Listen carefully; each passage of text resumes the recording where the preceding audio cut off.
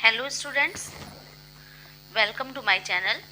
मैं यहाँ पर आज आपको जीआईसी प्रवक्ता सामान्य अध्ययन की कुछ महत्वपूर्ण प्रश्नों को लेकर के आई हूँ।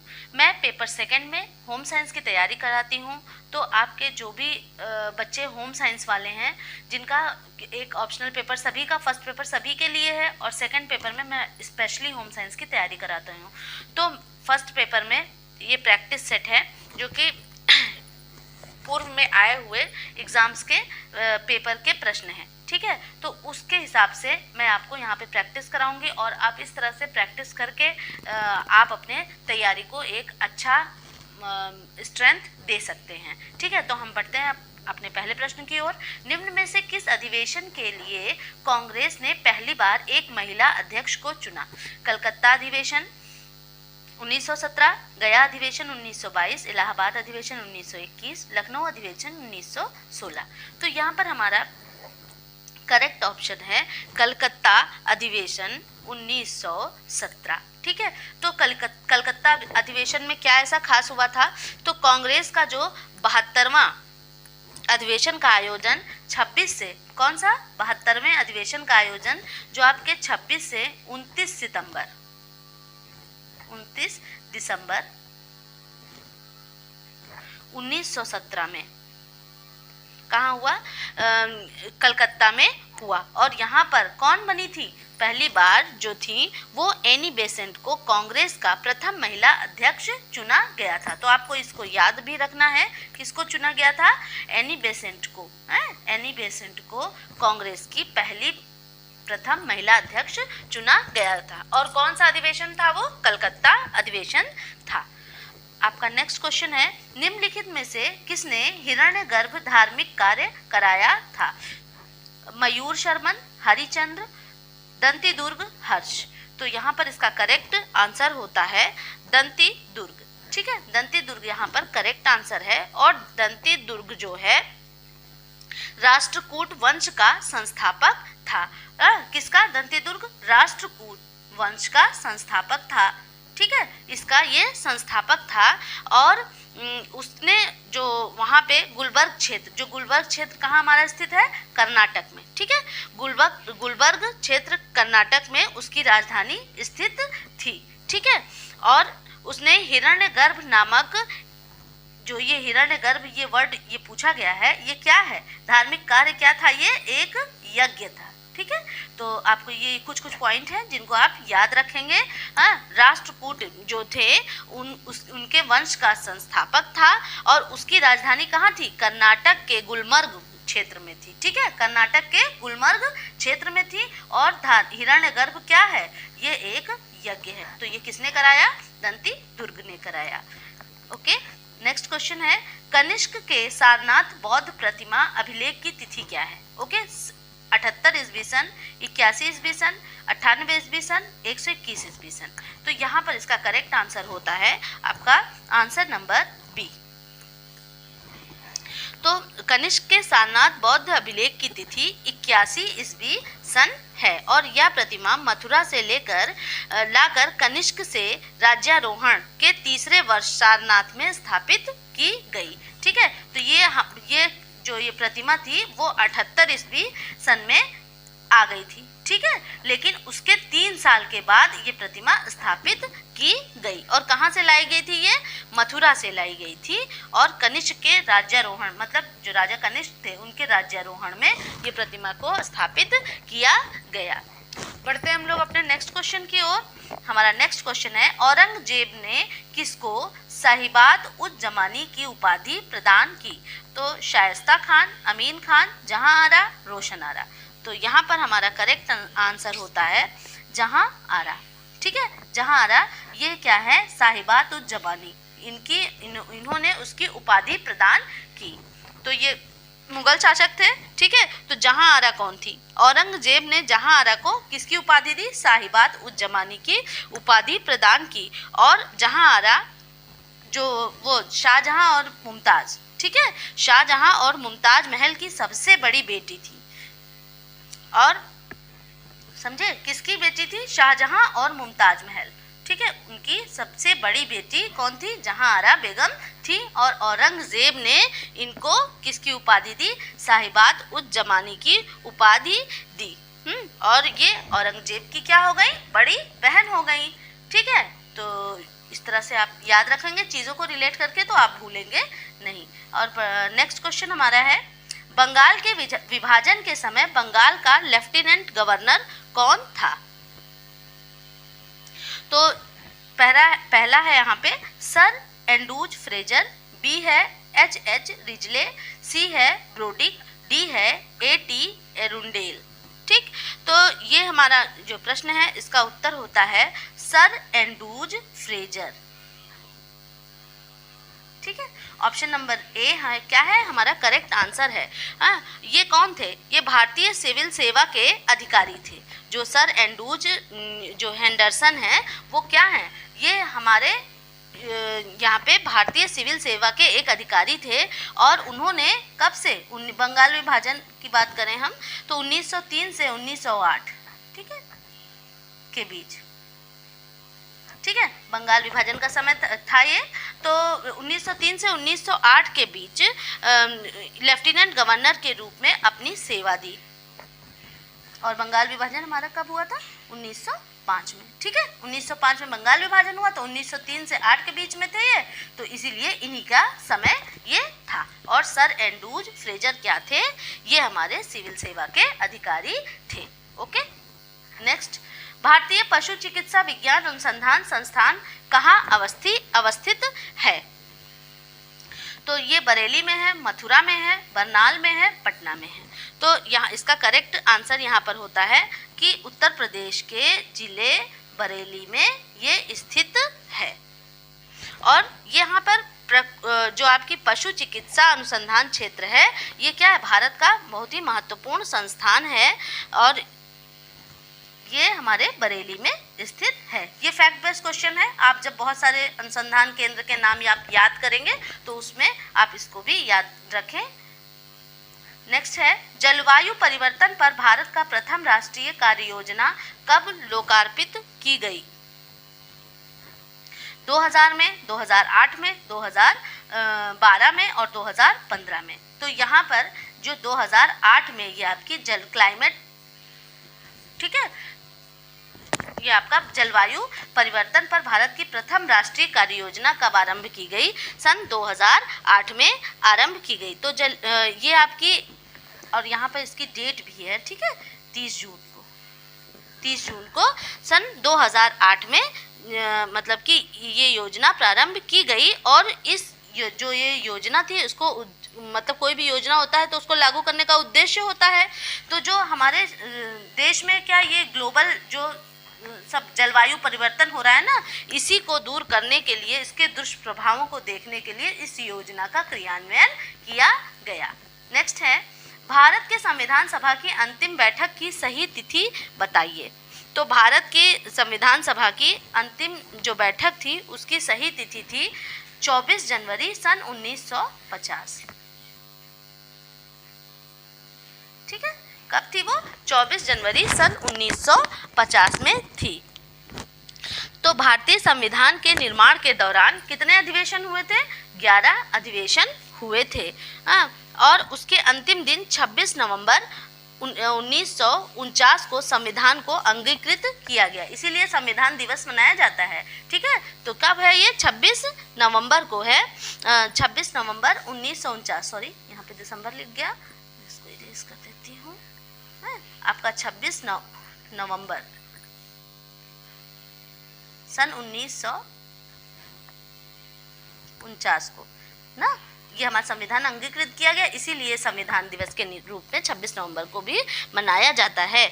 11 अधिवेशनों के अतिरिक्त संविधान सभा में पुनः 24 जनवरी 1950 को मतलब सभी सदस्य इकट्ठा हुए, जहां पर हस्ताक्षर किए गए। ठीक है, वहां पर क्या हुआ? सिग्नेचर हुआ। तो इसलिए सबसे अंतिम बैठक की सही तिथि जब पूछेगा तो वो क्या हो जाएगी हमारी? 24 जनवरी सन 1950 को हो जाएगी। नेक्स्ट क्वेश्चन, लोकसभा में केंद्र शासित क्षेत्रों का सर्वाधिक प्रतिनिधित्व कितना हो सकता है। तो ये पूछा है कि लोकसभा में सर्वाधिक प्रतिनिधित्व कितना हो सकता है। तो इस प्रश्न में 15, 20, 25 उपरोक्त में से कोई नहीं। तो यहाँ पर इसका करेक्ट आंसर होता है 20। ओके, 20। तो इसमें क्या है कि भारतीय संविधान के अनुच्छेद 81 में लोकसभा की संरचना का प्रावधान है। कितने में? 81 में। ठीक है, किसका? लोकसभा की संरचना का प्रावधान है। और लोकसभा के सदस्यों की अधिकतम संख्या कितनी हो सकती है? लोकसभा के सदस्यों की अधिकतम संख्या 552 हो सकती है। इसमें से 530 सदस्यों का राज्यों से तथा 20 संघ शासित प्रदेशों से निर्वाचित है। तो 530 जो है वो किससे हो गए? राज्यों से, और 20 क्या है? संघ आपके शासित प्रदेशों से। तो यहाँ पर इसीलिए हमारा ऑप्शन नंबर बी करेक्ट होता है। अगला क्वेश्चन है, जनसंख्या की प्राकृतिक वृद्धि निम्न में से किसका परिणाम है? अशोधित जन्म दर, अशोधित मृत्यु दर, प्रव्रजन, और डी है आपका विवाह। तो इस प्रश्न के लिए यहाँ पर कुछ कूट दिया गया है। कूट को आप देखें कि दिए गए कूट से सही उत्तर का चाहिए। केवल ए, केवल सी, बी और डी, और ए और बी। ठीक है, तो यहाँ पर करेक्ट आंसर यहाँ पर हो जाता है ए और बी। अब हम देखते हैं ए और बी में है क्या। तो यहाँ पर ए और बी में देखेंगे अशोधित जन्म दर और अशोधित मृत्यु दर। ओके, अशोधित जन्म दर और अशोधित मृत्यु दर उसका मतलब कि कारण है। तो जो जन्म दर और मृत्यु दर, तो जितना मतलब कि मृत्यु हो रही है उससे अधिक जन्म हो रहा है, तो उससे क्या होगा? उसी के कारण ही तो जनसंख्या वृद्धि होती है। तो ये आंसर हमारा करेक्ट होता है ए और बी। और ए और बी अगर हम कूट से देखते हैं तो यहाँ पर देखेंगे ए और बी, तो आंसर नंबर डी यहाँ पर क्या होता है? हमारा करेक्ट आंसर हो जाता है।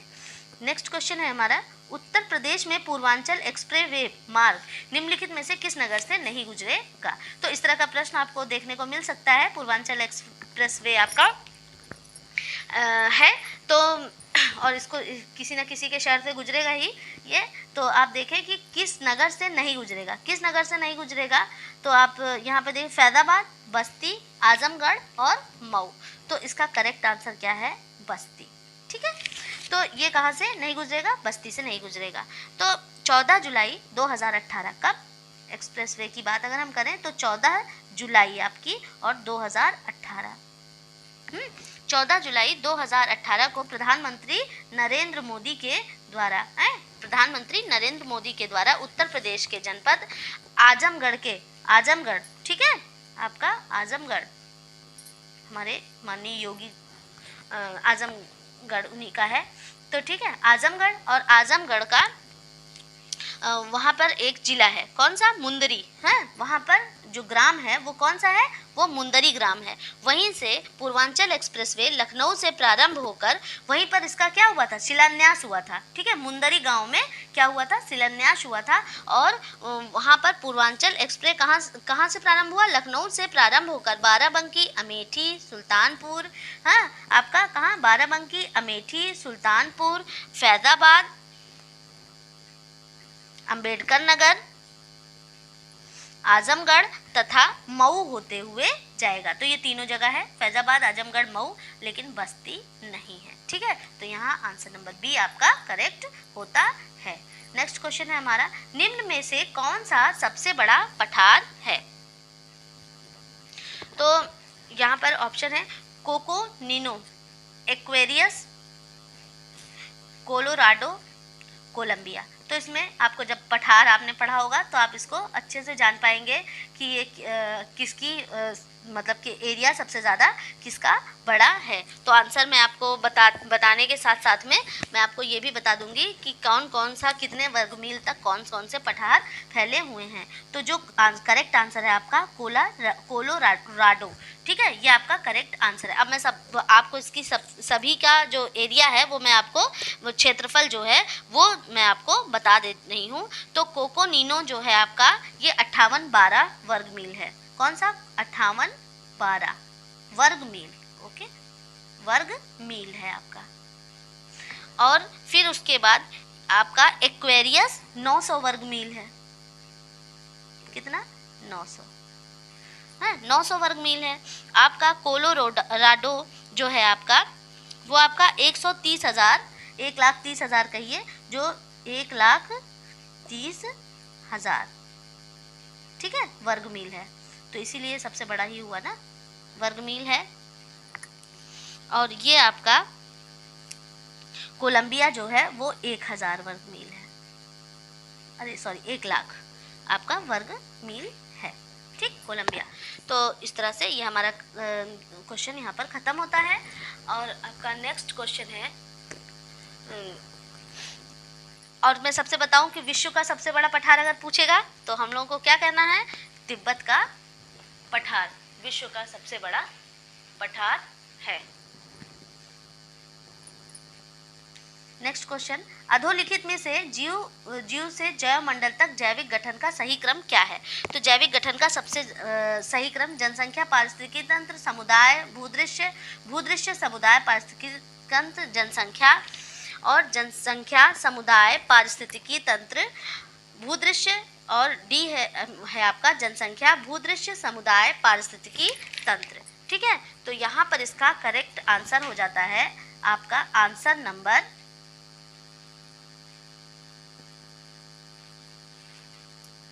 सी, जनसंख्या। हाँ, जनसंख्या से क्या, समुदाय, पारिस्थितिकी तंत्र और भूदृश्य, ठीक है, ये आपका करेक्ट आंसर हो जाता है। आपका क्वेश्चन नंबर नेक्स्ट है, निम्नलिखित युग्मों में से कौन सा सही सुमेलित नहीं है? ठीक, तो इसमें कौन सा सही सुमेलित नहीं है? गिनी बिसाऊ, बिसाऊ, ताइवान, ताइपेई और निकारागुआ, मानागुआ, मालदीव, मालाबो, ठीक है। तो यहाँ पर जो इसका करेक्ट आंसर होता है मालदीव, ठीक है। मालदीव की राजधानी माले है, ना कि मालाबो। तो ठीक है, ये देश है, ये उनके राज्य हैं, ठीक। तो आप देखेंगे ये सारे करेक्ट हैं और सिर्फ यही मालदीव ही इनकरेक्ट है। तो आंसर नंबर डी क्या होता है हमारा यहाँ करेक्ट है। सुमेलित नहीं है पूछ रहा है नहीं पूछ रहा है। ओके, तो नेक्स्ट क्वेश्चन है, निम्नलिखित में से कौन सी नहर दक्षिण जर्मनी के आंतरिक जलमार्ग के रूप में प्रयोग की जाती है?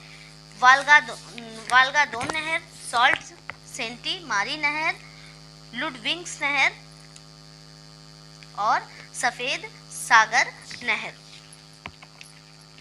तो इसमें ये पूछ रहा है कि कौन सी नहर है आपकी जो दक्षिण जर्मनी के आंतरिक जलमार्ग के रूप में प्रयोग की जाती है, मतलब आंतरिक जलमार्ग के रूप में, अंदर के रूप में जिसका मतलब अंदर ही अंदर जिसका उपयोग किया जाता है। तो इसका करेक्ट आंसर होता है वुडविग्स नहर। वो कौन सी नहर है? वुडविग्स नहर। तो वुडविग्स नहर दक्षिणी जर्मनी में आंतरिक जलमार्ग के रूप में प्रयोग की जाती है। और सॉल्ट सेंटी मारी नहर कहाँ है? ये आपकी कनाडा में है, कनाडा में स्थित है, ठीक है। और 1987 तक अटलांटिक महासागर से लेक सुपीरियर तक जहाजी मार्ग का हिस्सा थी, लेकिन प्रेजेंट में ये नहीं है, ठीक है। और वोल्गा दोन नहर कहाँ है? वोल्गा दोन नहर आपके रूस में स्थित है। कहाँ पे? ये आपके रूस में स्थित है। और वोल्गा तथा डान दो नदियां हैं जिनको कि ये आपस में जोड़ती है। और सफ़ेद सागर नहर ये कहाँ है? ये भी हमारे कहाँ स्थित है? रूस में स्थित है। ये भी कहाँ स्थित है? रूस में स्थित है, जो कि सफ़ेद सागर और लेक ओनेगा को जोड़ती है। ओके, तो यहाँ पर ये चीज़ अच्छे से आपको क्लियर हो गई होगी। नेक्स्ट है, रानी झांसी समुद्री राष्ट्रीय पार्क की स्थापना कब हुई? तो रानी झांसी समुद्री स्थानीय जो ये पार्क है उसकी स्थापना सन 1996 में हुई, ठीक है। तो करेक्ट आंसर क्या है? सन 1996। आंसर नंबर सी करेक्ट है। फैक्ट बेस्ड क्वेश्चन है, तो आप इसको ये जगह जान लीजिए कि ये क्या है जो रानी झांसी समुद्री मार्ग। तो यह पार्क अंडमान एवं निकोबार द्वीप समूह में स्थित है। कहाँ पर? पोर्ट ब्लेयर, हमारे अंडमान एवं निकोबार द्वीप समूह में स्थित है। और ये कितना विस्तृत है? ये 256.14 वर्ग किलोमीटर, कितना? 256.14 वर्ग किलोमीटर में स्थित है। और इसी के साथ ये आज का हमारा जो प्रैक्टिस सेट है वो ख़त्म होता है। और मैं आपको बता दूं कि ये जीआईसी प्रवक्ता के सामान्य अध्ययन के क्वेश्चन आंसर, और साथ ही साथ मैं पेपर सेकंड की तैयारी कराती हूँ। आपका चाहे यूजीसी नेट हो, जीआईसी हो या टीजीटी पीजीटी हो, जितने भी कॉम्पिटिटिव एग्ज़ाम होम साइंस से रिलेटेड हैं, मैं उन सभी की प्रिपरेशन कराती हूँ। तो इसलिए आप सभी मेरा चैनल ज्वाइन करें, होम साइंस एग्ज़ाम मास्टर। ठीक है, तो जो फर्स्ट पेपर वाले हैं, मैं फर्स्ट पेपर का भी प्रैक्टिस सेट कराऊंगी। तो आप लोग प्लीज़ ज्वाइन करिए, शेयर करिए, सब्सक्राइब करिए, लाइक करें, कमेंट करें। Okay, thank you.